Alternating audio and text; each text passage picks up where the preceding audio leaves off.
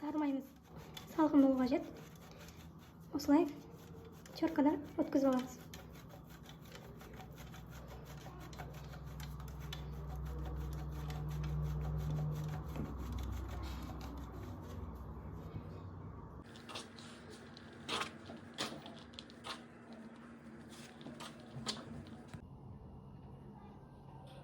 Ысытқышты қосамыз.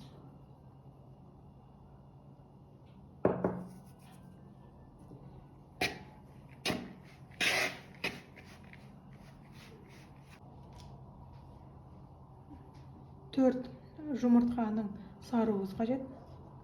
Оның үстіне қантымыз салып, жақсылап араластырамыз.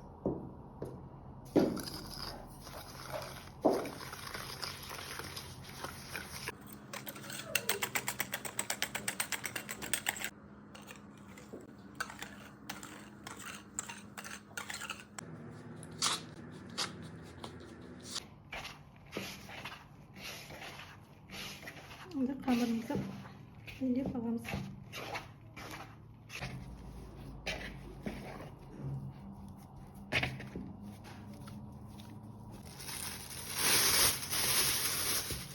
Қамырымызды тоңазытқышқа 20 минутқа қоямыз.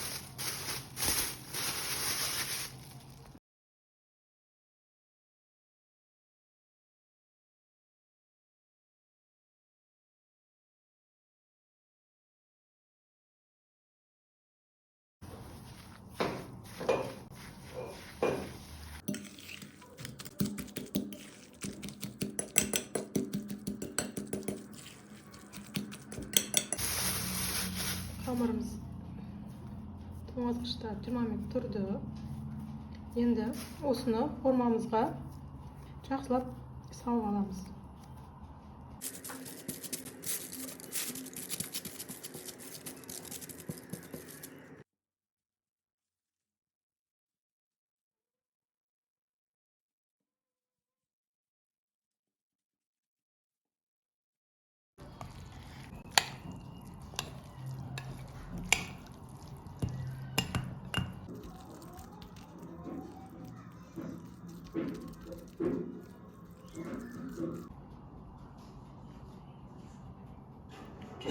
градуста 15 минут пісіріп аламыз. Жұмыртқаның ағуысына безе жасаймыз.